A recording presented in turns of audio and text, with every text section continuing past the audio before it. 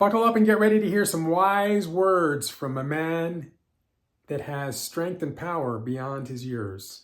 Michael Kahn, you're going to absolutely love this episode. Stay tuned. Here it comes.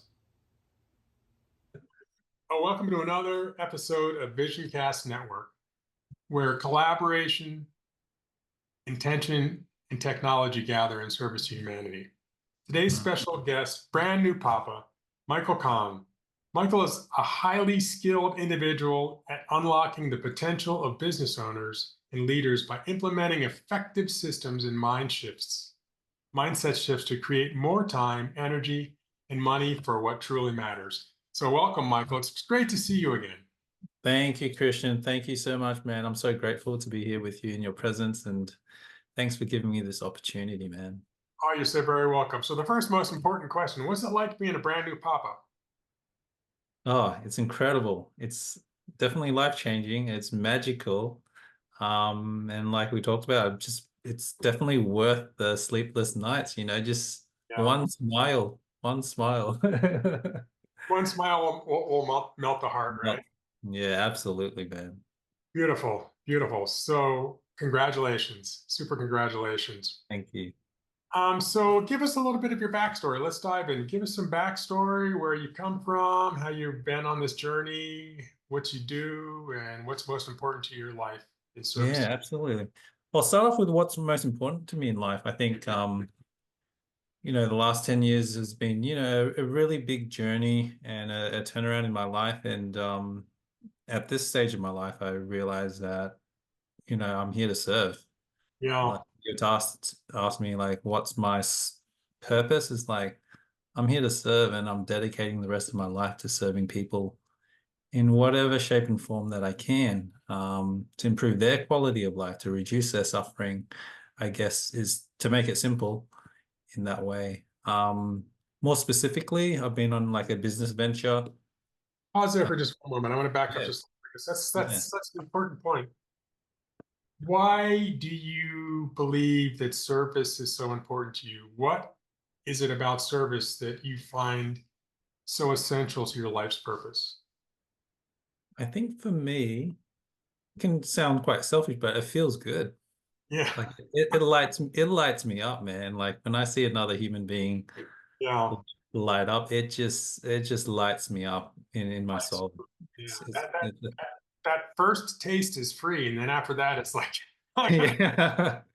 how can I do more? I need to do more. I need Yeah, more. that's it. So Beautiful. in any context, from the small things to the bigger things, it really lights me up. So um, yeah, seeing another human being happy. Do you remember the first time you really were successful in serving somebody at a significant level? Mm, have to say, my brother, I think. Oh, actually, no, my sister-in-law.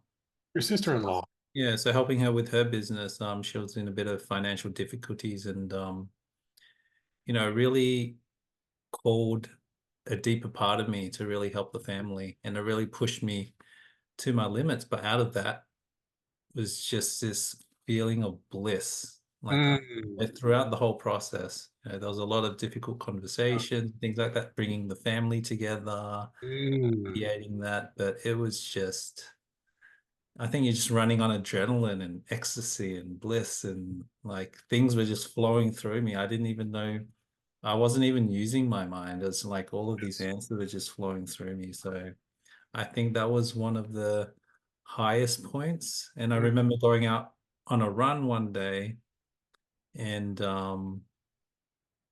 I just started crying. I just Mm. I just started crying like after that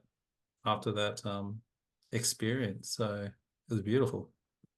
So was it gratitude that was flowing through you? Yeah. I think it was Oh. just gratitude. Like I don't know where the tears came from, but it felt amazing. So it sounds like you had a hollow reed experience. Mm. Are you familiar with that term, the hollow reed? No, could you explain more? So a flute in and of itself is an instrument. Mm. Through it must pass wind and energy in order to create a beautiful melody. And so Mm. when we open ourselves to be used, by that energy, it flows through us. We become the hollow reed. We surrender into whatever it is that we're experiencing in life. Mm, So I, mm, I hold it to be a reverent, sacred honor. mm. I Yeah. like that. I like what you explained because I know at times when you felt like you haven't given it your all or you hold back, Yeah. it's almost like that energy stays contained and it creates Yeah. this disturbance Right. rather than letting it out. And that's kind of like human nature, right? So there's like maybe a scarcity or a lack Mm, mentality. So we got to hold on to it. But yet, mm, as we accept that the universe is infinite supply, and that as we allow that to flow through us, we attract mm. more, and we become a hollow reed, and we become wider and wider and wider, and our ability to be a channel is amplified in a potent, powerful way. Wow. Thank you for that gift, man. You just gave me a little bit of a mind blow. Oh yeah, right on, man. We're just riffing here, brother. So Yeah. started to talk about your background, and I got diverted squirrel. And so take us back to where we were a couple of minutes ago. So you started off, did you say in venture? Yeah, that's right. So business in pharmacy business, and that's helped me to personally grow a lot. Yeah. A lot. I think the biggest turning point in my life was meditation. Hmm. Like 10 years ago, did have depression, anxiety, Mm. and I turned to Vipassana meditation. Oh, I was beautiful. introduced by a friend, and from that point in time, it's not like that my life entirely changed overnight. I think it was a daily consistency. Not Mm. that it was perfect in the beginning, but over the last 10 years, it's been, gradually getting stronger and stronger. And, 10 years later, you look back and you're like, wow, I'm a changed person. Holy And, smokes. So hmm, you've built a meditation practice. yeah, Yeah. to control the mind. I think Hmm. that's something that talk about as well in your hypnotherapy, like mastering the mind, Yeah. right? Becoming the master of your mind. So you've built a meditation practice, not a meditation perfect. That's it. Every day and every way, we're getting better and better. So Yeah. how has that informed your life? And then I want to talk a little bit also about martial arts. I know that that's a really big part of your journey as well. Mm. I think the meditation has just given me the clarity Mm. in a sense where by understanding that you're not your thoughts, Yeah. whereas before meditation, like I guess the thoughts would be coming from your external world, other Yeah. people's opinions, news, and you didn't, and if you're not conscious, you can really your mind can start using you because all it's doing is reproducing those Yep. thoughts, and then you start listening to them. But with meditation, you get a sense of clarity and an inner knowing and following your intuition instead of your mind. So yeah, and that's guided me in given me the gift of making, better decisions throughout my life the last 10 years in comparison to the previous 10 years. Beautiful. Beautiful. So let's hopscotch a little bit. When did you get into martial arts? What kind of martial arts do you practice? Or what's the Um, discipline? And tell us a little bit about that, please. yeah, I got into Brazilian Jiu-Jitsu in Hmm. 2017, so mid-year that time. For me, it was just something that I really love. Like I practiced it a while ago, but I stopped. I trained for about a year in 2011 and Hmm. really reconnect with it. I tried other things like karate, nothing against karate or Yep. kickboxing, boxing, but it just wasn't really my style, like striking and yeah. But once I started jujitsu, there was a class next door to the boxing class. I was like, wow, I love this. This is good. And I just, yeah, it became my passion after that and I've Hmm. stuck with it since and received my black belt last year. Wow. That's quite an accomplishment, yes.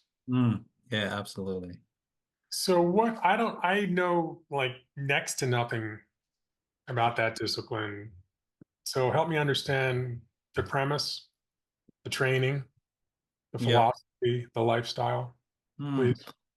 Well, for me, everyone's going to have slightly different opinions who Yeah. practice it. I believe that it's really like with jujitsu, it doesn't really matter your size. I mean, skill level does help, but it's using leverage points.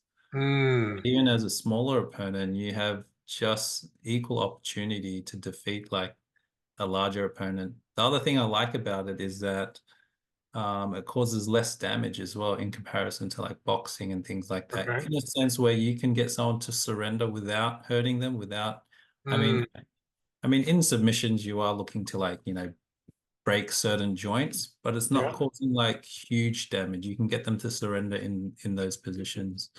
The practice itself is a lot of on the ground, so really closing that distance and finishing the battle on the ground, in Mm. a safe place. So there's no like striking, shouldn't really cause any, type of bleeding or massive traumas to the body, really. So you can really, put your opponent, or from a self-defense perspective, hold them in a safe position until maybe the police arrive or, you get help. Yeah. Beautiful. So it's about finding those points of leverage. Yep. Those those Absolutely. those fulcrums, yes. Yeah. And then for me personally, it's more been at one stage it was competition. Like I really enjoyed Okay. competition. And I realized as I reached my brown belt and my black belt, it's more become of an art to me. I know that Okay. Tony Robbins talks about, you start pattern recognition Yep. and then start utilizing the patterns. And once you become a master, you start creating, right? And Yep. in brown and black belt, you start just automatically creating, different Mm. techniques, submissions. And I find that's the most fun part where you're just flowing. You're in the state of flow. You live those. Mm, You become those. yeah. So how does that correlate with your journey as an entrepreneur in living your journey? What are your Well, thoughts on that? That's like that's it. that question just popped into my head. So, That is a not great scripted, folks. question, Christian. That's an awesome question because how I think of it as entrepreneurship in relation is starting this journey as of just this year. I see myself as a white belt, and Hmm. that's Yeah. what, and I can really take that mindset from Brazilian Jiu-Jitsu and not Yeah. be, overwhelmed. More so, hey, you're a white belt. You need this. When you're a white belt in Jiu-Jitsu, man, there was overwhelmed. There was so many things to learn, Yeah. but all you did was you just kept showing up. And as you show up, you get your next stripe, you Yeah. get your next belt, Yeah. and in time, you'll become a black belt too. So you just got to stick with it, right? Left, And right, left, right, left, right. Yes. yeah, just keep on showing up and doing the work and Show trusting up, the process. pay attention, tell the truth, look for things with heart, Yeah. work.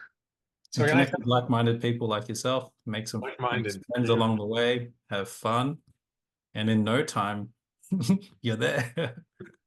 Time is an illusion. Yes. It's Yeah. 5 years, 4 years, however many years are going to go by anyway. May as well put some sweat equity into it and Mm.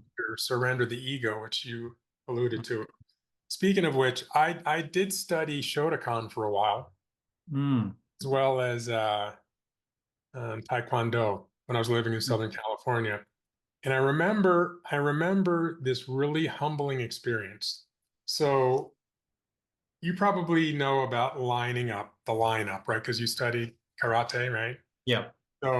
So at the very far right, the white belts, and they keep, it comes up in successive order, right?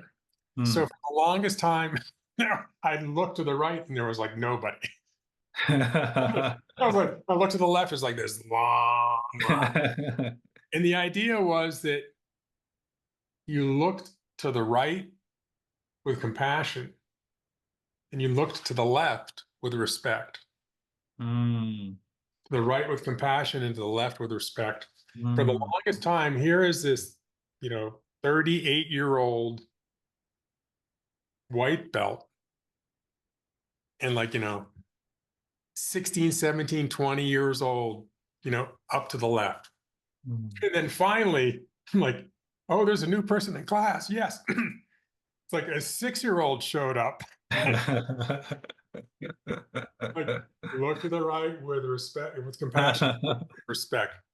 That was a real humbling situation. I loved it. That's kind Wow. of what it's like building a business. Yes. Yes, Doesn't matter how absolutely. old you are. It's, Mm. what's in the heart? Are you willing to put the work in and do what's necessary in order to become a better Mm. version of yourself? Absolutely. I like that, Christian. That's awesome, man. And there's so many things that where we can, from a mindset perspective, and you talk about mastering the mind, I think it's also like when you start thinking of areas that you're good in, you can apply fundamental principles or things that maybe you're currently Hmm, starting to learn, right? Like in hmm. a new area where it might be challenging for you. Yeah, All you need to do is take those beliefs or philosophies or attitudes from that area and replicate that in another area, whether that's going to be health, finance. And I think that served me well by using this white, blue, purple, brown, black belt. It's like, okay, how can I use this in the area of even relationship, my marriage? Okay, what would I rate myself at in my marriage? How do I get to that next level? Like, I'm a purple belt as a yeah, husband. How can I get to a brown belt or a yeah, black belt, or even as yeah, a friend?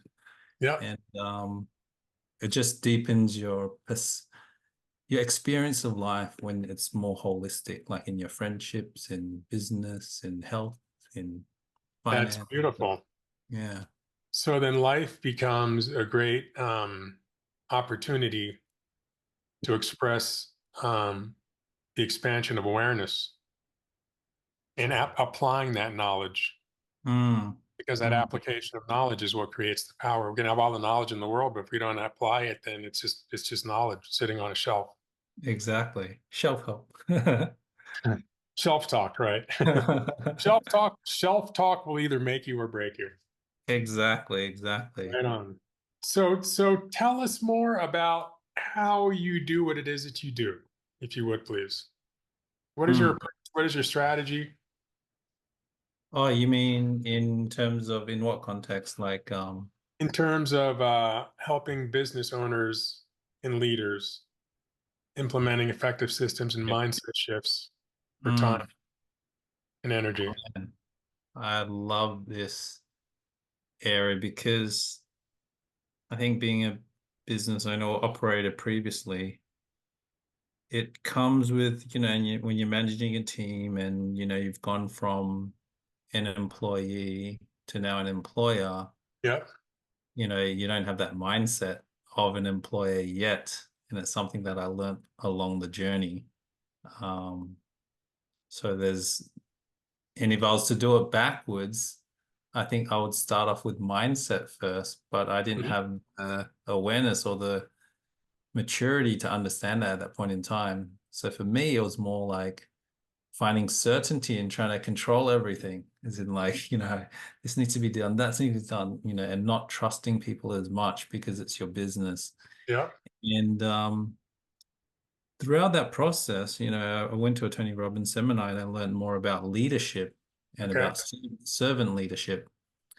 And that was probably the turning point in my life where I was like, wow, I wish I had have understood this style of leadership back then because it would have made a world of a difference. Yeah. During my time with my team, I think it was fantastic. Like we created a high performing team.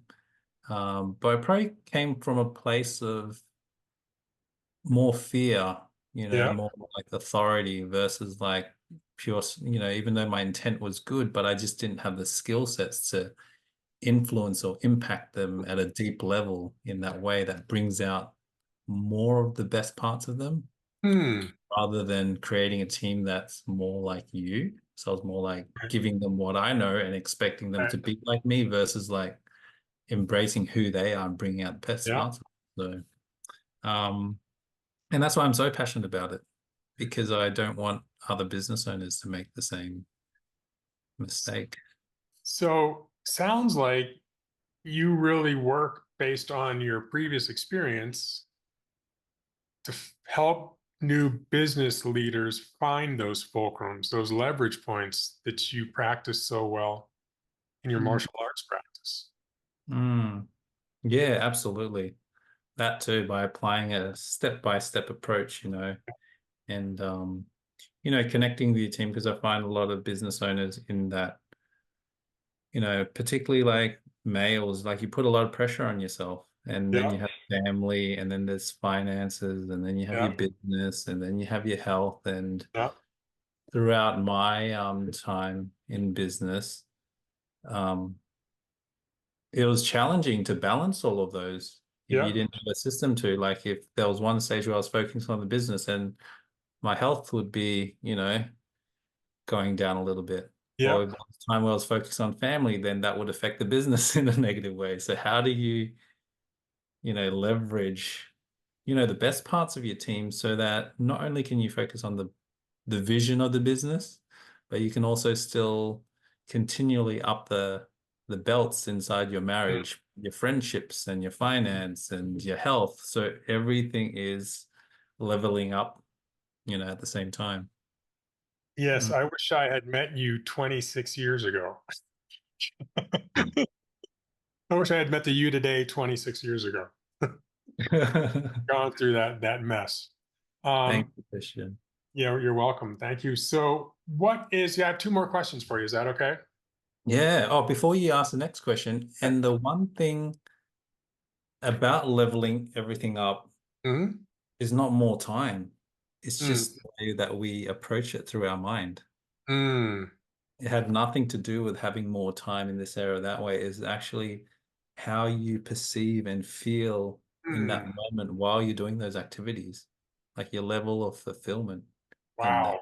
That all comes through the mind. It's got nothing to do with more Wow. time or needing more money or needing a bigger house. It's all like all in here.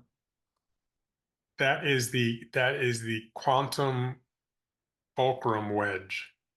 It's like a shift in perspective. Yeah. It's what it is how you look at it, right?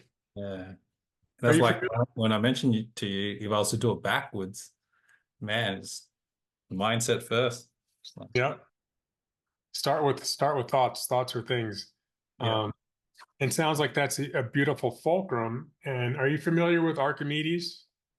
No, tell He me was a more. Greek, he was a Greek philosopher, and he stated, give me a lever that's long enough, which is a tool, and a fulcrum, which is a decision upon which to rest it, and I shall move the world. Mm, So your tools with correct thinking gives entrepreneurs and business owners the ability to create a movement in their life that is mm. potent and powerful. Yeah, rather than trying to push the boulder with all of your force, right? Yeah. Got a little lever and you're like, ding. Like, ding, ding, pinned. I'm tapping out. I'm tapping out. Love it, man. Love Right it. on. Beautiful. So, two more questions for you. One statement and two questions. First of all, this time has flown by, and it's really appreciate you taking time out of your schedule. And I know we've had to reschedule this a couple of times, and I really appreciate your flexibility. First question is, where can people find you? That is a great question. Primarily on Facebook, Facebook. really, yeah. As I'm on this journey, like I've been helping, business owners, but I haven't established, a website and things like Yep. that. It would be probably through Facebook as I build those out. But follow me on Facebook, and as those things start to unfold, I'll share them with everyone else as well. Beautiful. So they can look for Michael Kahn, Kan, on Facebook and Yep. follow you. Beautiful. And where do you live? You live In Australia, in Brisbane, Australia? Australia. So what time is it right now? It is midday, exactly Midday. midday. Beautiful. Okay. Last question. And this is a little bit more of a just like a philosophical thought. What is the single most important thing you would like the listeners to leave this conversation with? Single most important idea that's going to give them the opportunity to really think and consider and go, maybe I ought to get in touch with him. Single most important thing. What would that be? Wow. Yeah. Say it Oh, words. Wow. I think first thing that comes to mind, has nothing to do with um what I'm doing as an entrepreneur, but it would be just Understood. just give. Just continually to give of yourself. And Mm, try and like stop thinking about yourself too much Mm, and your needs and just think of other people's needs. And once you get mm. out of yourself, life becomes incredible. Not saying that I don't have those times where I think about myself. I still do. Oh, yeah, It's a absolutely. process. It's a process, right? Oh, And just get out of yourself and just give more. Just give mm. more. Go out there and give to the world whatever gifts that you have in whatever capacity that you can. Boom. That's a mic drop right there. This has been Michael Kahn on collaboration, intention, technology, and hey, folks, just give. Just go be a go-giver. Mm, Be that hollow reed. Golly, mm, Michael, just so I feel so grateful to have met you. mm. I'm And I so really grateful for you too, Christian, and our journey appreciate it. together. It's been amazing. Right on. And I'm going to come down and see you one of these days, man. Absolutely. Okay, thank you so much. We'll catch you on the B side, brother. See you, man. Take Okay, care. bye Be bye. good. And cut. Until next time, Christian Raphael signing off, VisionCast Network, where intention, collaboration, and technology gather in service to humanity. Blessings.